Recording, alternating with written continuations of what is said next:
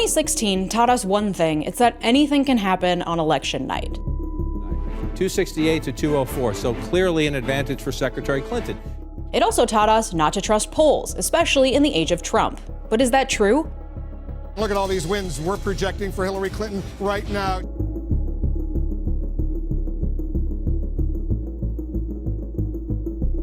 Can we really not trust the polls telling us who's likely to win in November? Is it all just smoke and mirrors? If political polling is so inaccurate, why does the media report on each poll like it's a horse race, especially this far out from Election Day? Who can we even trust around here? This is why your predictions about the 2024 election are wrong.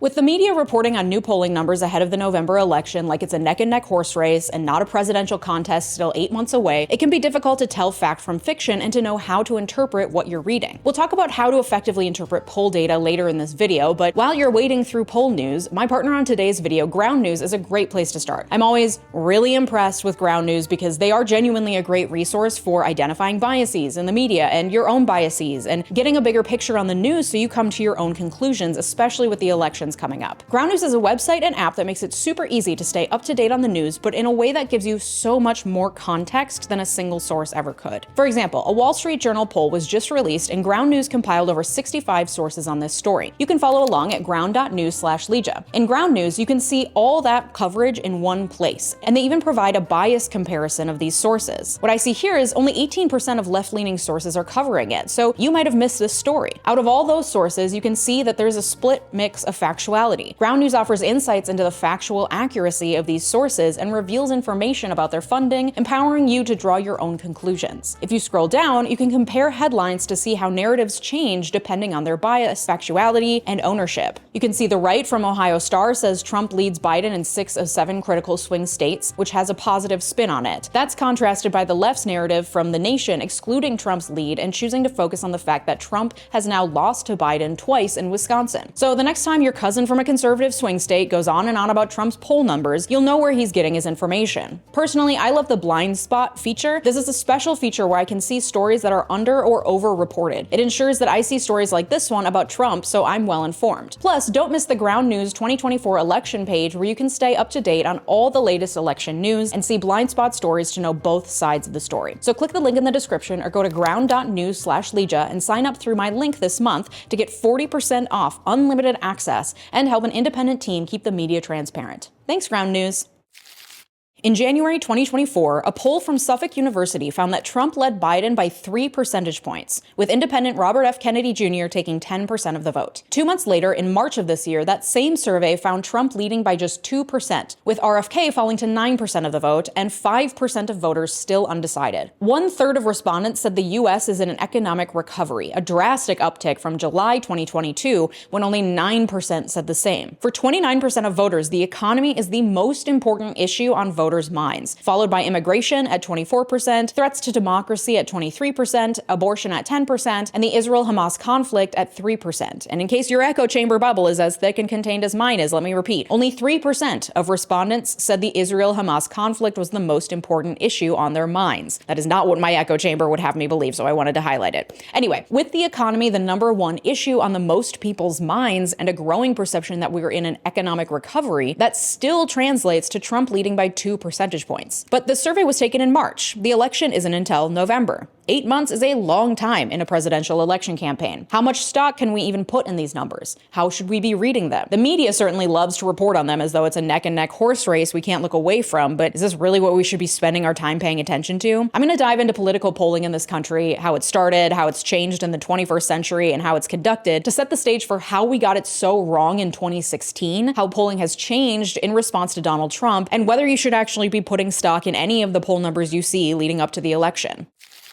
At the beginning of the 20th century, politicians generally measured public opinion by what was printed in the newspapers. Polling and surveys were relatively unsophisticated and shallow. Newspapers and political parties would take general surveys of how people said they expected to vote, but there was little attention paid to how well the samples actually represented the public, and there was nothing sophisticated about how those numbers were interpreted. Early at the turn of the century, advertisers began taking questionnaires to research consumer preferences, and the first modern poll was deployed in 1932 by psychologist Henry Link. Using more sophisticated measurement methods, it was called a psychological barometer, again for advertisement purposes. The first modern poll tested consumer attitudes towards soap, coffees, and other goods. Soon, public opinion analysts took these psychological barometers and applied them to public opinion polls, most notably Gallup and Roper, who turned their polling into full-blown businesses that established their founders as household names. However, behind the scenes, there was a man who predated Gallup and Roper, who was using more sophisticated polling methods, and who had a direct line to the ear of the president. In 1932, a jowly, somber, 40-something, self-taught statistician named 𝗬𝗓𝗪𝗧 wrote a letter to the Democratic National Committee explaining how he would employ a definite method of statistical control and analysis of political sentiment during the coming campaign for FDR. He would gather data, and then, since the polls weren't perfectly representative of the whole electorate, he would re-weight them for greater accuracy. He would then analyze the data to pinpoint which battleground states and counties could be won with the proper resources. This is just how polls are done now, but at the time, it was more detailed and controlled than anyone else was doing. He understood key concepts that still underscore political polling: the importance of random sampling to ensure the surveyed group wasn't skewed, the need for weighting or correcting for over or underrepresented demographic groups, and the need to focus on likely voters instead of just registered voters by looking at turnout in previous elections.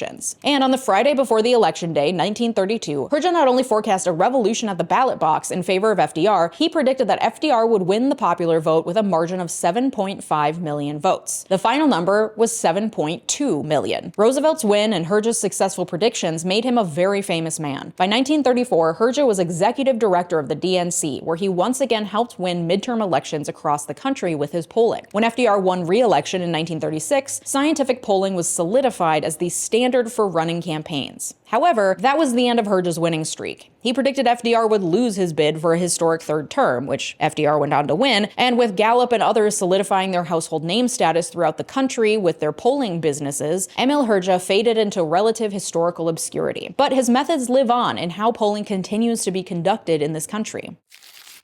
Since 𝗬𝗏𝗏𝗪𝗏, the biggest upset to shake up political polling in this country has been the advent of the internet and the simultaneous growth of the 24-hour news cycle. 30 years ago, polls were conducted via telephone to landlines across the country. Pollsters had access to a random sample of phone numbers. Usually there was someone home to pick up the phone, and often people would be excited to answer questions because they were being posed by reputable news services, and people liked the attention. It felt like a big deal. Now, however, a lot has changed. Very few people have landline phones, and very few people answer unknown numbers on their cell phones. The inundation of spammy phone calls has us all feeling wary of talking to anyone if we do answer the phone. And increasingly, because of sharp cutbacks in funding for news media, the typical recognizable news sources are now turning to private survey companies and buying surveys from them instead of hiring reporters and editors to conduct their own polls. So not only are we fatigued by spam calls, we also don't know who these companies are that are calling us and requesting that we answer a short survey. Everyone has a short survey for us to fill out. We are overwhelmed, and we don't have the bandwidth for all these requests on our time. In fact, telephone survey response rates have fallen below 9%. Online surveying is more accessible but can prove even more problematic as there's no national list of email addresses to pull samples, so there's no traditional way to collect a probability sample of the general population through online surveys. On top of all of this, there is a growing feeling of distrust in the media, especially on the right of the political spectrum, so the types of people who are even willing to respond to these polls are becoming more and more skewed and less representative of the population. Traditionally, the way that pollsters account for this skewing is by taking the data that they've collected and weighing certain factors based on what they know through the larger US Census data. So for example, if in their survey of 1,000 people, 200 of them lived in California, but we know based on the US Census that only 11% of the population lives in California, then they may put a different weight on those scores to even out the population. However, this is as much an art as it is a science, and a lot of this weighing comes down to educated guesswork. It's one thing to take a sample poll of the public sentiment around the economy, for example, and then weigh the responses based on census data. That gives us a good idea of the general population as a whole and how they feel about the economy. But it's another thing to take a sample poll to predict the outcome of a presidential election. Then the existing census data is less helpful because it's not about controlling for the population as a whole. It's about controlling for the population of potential voters. And whether or not someone votes is often left up to chance until a few days before the election, if that. So you may have a survey of 1,000 people and 200 of them are in California, but controlling for how many of those people actually vote in the upcoming election is impossible. Pollsters try to get as close as possible by also asking participants about their registration status and past voting behavior, the idea being that if you're registered to vote and you have voted in past elections, then you are a likely voter in the upcoming election. But this is not hard and fast science. In fact, there's demonstrated behavior called social desirability, in which respondents to surveys can be easily influenced not only by the way the person hears or sees a question, as well as the way questions are framed and organized in the survey, but they can also be swayed to answer a question based on what they think the surveyor wants to hear. In a democracy, voting is generally seen as a virtuous activity. So when a real-life human calls you and says, "Hey, are you planning on voting?" you might feel influenced to say yes, even if you're not sure or you have no plan to, just so you don't feel guilty by admitting that you don't know or don't plan to vote at all in the first place. It's all guesswork and estimation, and there's no way to know exactly how a pollster weighted certain answers and how that pollster's choices affected the final numbers in the poll, unless they're forthcoming about their methodology. But because the news media are operating on shoestring budgets while also needing to fill 24 hours of news cycles every day, and because of the increasing pressure to be the first to report on something, that means that they are looking at every news survey that comes out and reporting on it as if it is hard and fast data, as if it means anything other than what it is, a snapshot in time of what pollsters guess the majority of Americans are feeling, based on answers given to them by a sample size of probably 1,000 to 2,000 Americans, any number of whom might not even end up voting come November. And it was this fancy guesswork that led so many people to get it so very wrong in 2016. By 2016, this issue with landline phone calls and representative sampling was already widely known. To compensate, many firms conducted both phone call surveys as well as other survey methods to try to estimate who would win the presidential election that year. Even so, as the poll numbers started coming in, weighted and manipulated behind the scenes by pollsters based on what they thought they knew about the electorate, they were all showing that Hillary Clinton would win. A HuffPost poll on Election Day concluded that Hillary Clinton had a 98% chance of beating Trump. 538 predicted that Clinton had a 71% chance of winning. That echoed a lot of other polls leading up to and on the day of the election in 2016. And most people who felt that a Clinton victory was all but ensured in 2016 because of these poll numbers, and also because it seems obvious that Trump is an unelectable buffoon, were left absolutely dumbfounded the night of the election as it became clearer and clearer that Trump would, in fact, be the next president of the United States.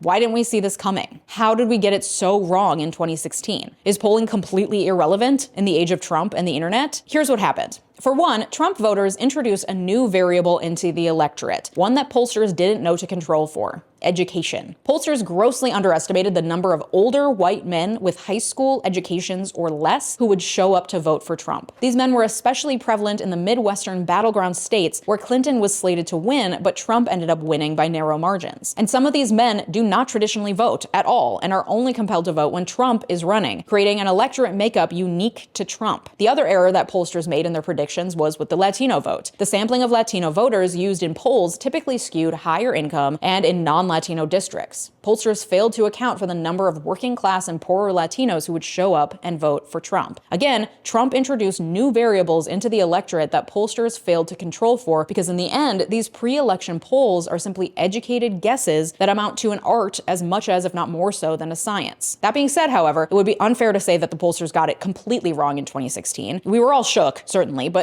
they did accurately predict that Clinton would win the popular vote. She did, by 3 million votes. But our country does not use simple majority voting to determine the president. The polls failed to capture the potential outcomes in states where Trump won slim victories that allowed him to gain the requisite number of electors, even while Clinton technically won more total popular votes. Even so, the upset of the 2016 election left many people wary of believing the polls they see ahead of Election Day. The Hill published a survey in 2018 that showed that 52% of Americans don't believe that polls are accurate. So with all of this hullabaloo over the polling results in 2016 and greater skepticism in the electorate of any polling results at all, did the pollsters learn from their mistakes and get it right in 2020? Well, yes and no.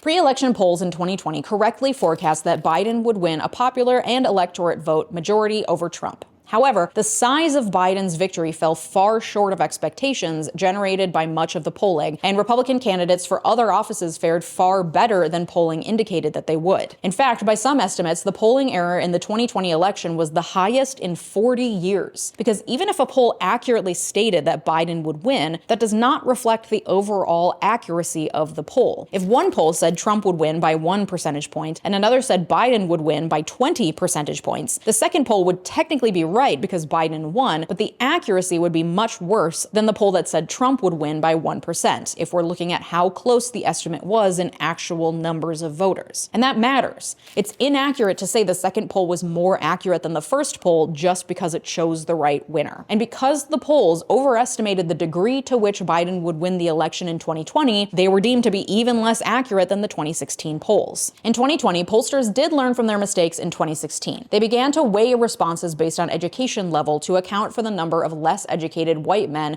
who were voting for Trump. Yet their numbers were still skewed, and it's impossible to know why. It's likely a number of factors, such as responses from too few Republicans, differences in the kinds of Republicans who did and did not respond, and the number and kinds of new voters who did and did not respond to these surveys. There isn't great knowledge at this point of who isn't taking part in these polls, but there does appear to be a pattern. In 2018 and 2022, both midterm years when Trump was not on the ballot, polls were much more accurate in determining the outcomes of the elections. In 2016 and 2020, the polls were incredibly inaccurate. This suggests that we have a unique Trump problem. That is, the types of people who turn out to vote for Trump likely include people who do not participate in pre-election surveys, or frankly any other aspect of civic life, and people who typically do not show up to vote at all, but are compelled to do so because of Trump. But because these people do not tend to respond to surveys of any kind, likely due to their distrust of the media and of institutions of higher education, both of which have been vilified by the far right, we have very little data about their behavior, who they vote for, and how many of these people exist. This means that participation in pre-election surveys, once a thing that people typically were open to because they trusted the surveying entity and generally enjoyed the attention and were available to answer questions on their landline phone, has been politicized to the point that whether or not you respond to a survey at all is an indication of your political leanings. This makes it very difficult to predict the behavior and numbers of the people who do not respond, which, knowing the general attitude of Trump supporters, is likely the very reason they won't respond to these surveys. They don't want people to know their business. Basically, a Trump ballot throws a number of wrenches and unaccountable factors into the mix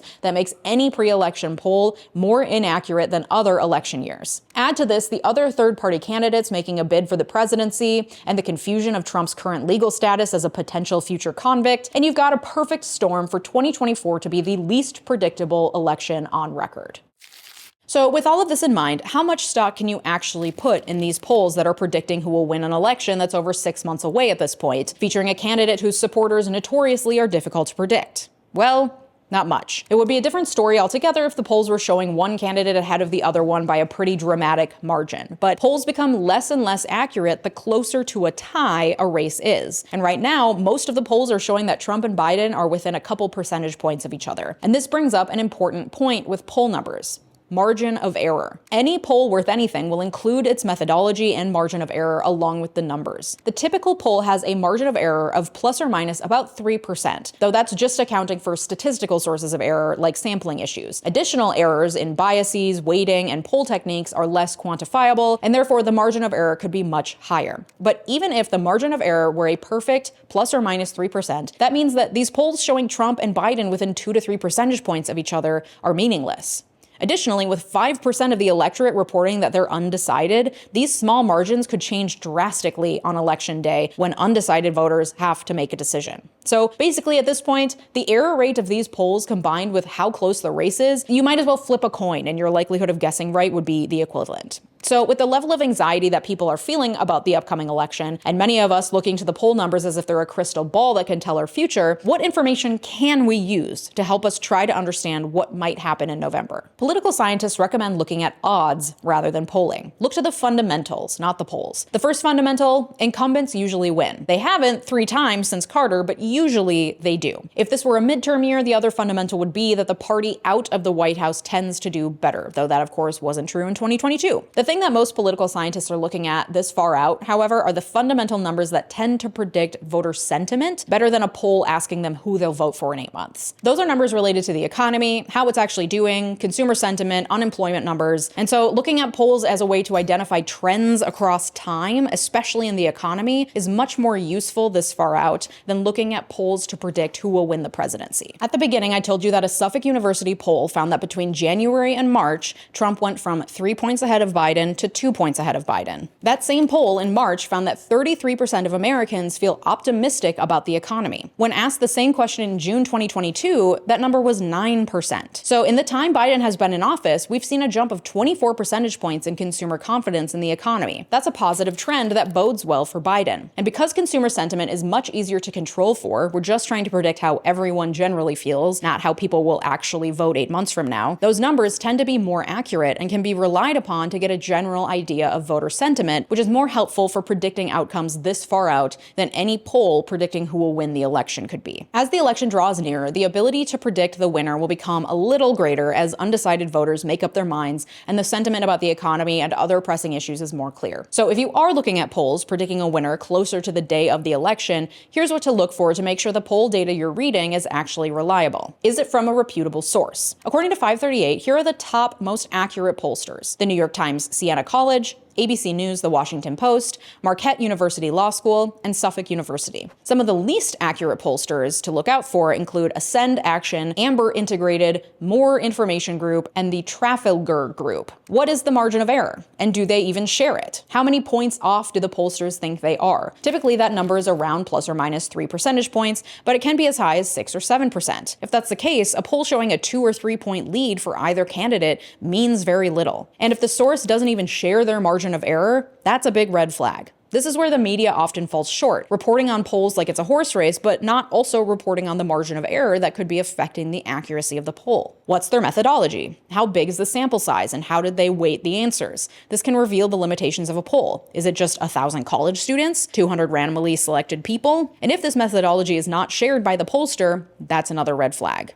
Keeping an eye on these factors will make you a more savvy consumer of poll data. That being said, the reality is that a lot will change between now and election day. And even a couple of weeks or even a few days before the election, change is constant, and many things can affect voter turnout, sentiment, and day of decisions. The real takeaway I want you to get from this video is that maybe looking at polls trying to predict the outcome of a presidential election isn't the right use of our time and attention, because in the end, they're just not very accurate in today's political landscape where elections are won by a razor-thin margin, and the electorate is less predictable than ever. Polls give the media something shiny to latch onto and new numbers every month to report on, which feeds our desire to feel like there are savvy people out there analyzing who's up and who's down, the spin, the strategy, but none of that actually provides voters with information they can use to critically evaluate what's going on and what's at issue in an election. It can be very easy to confuse quantification with precision.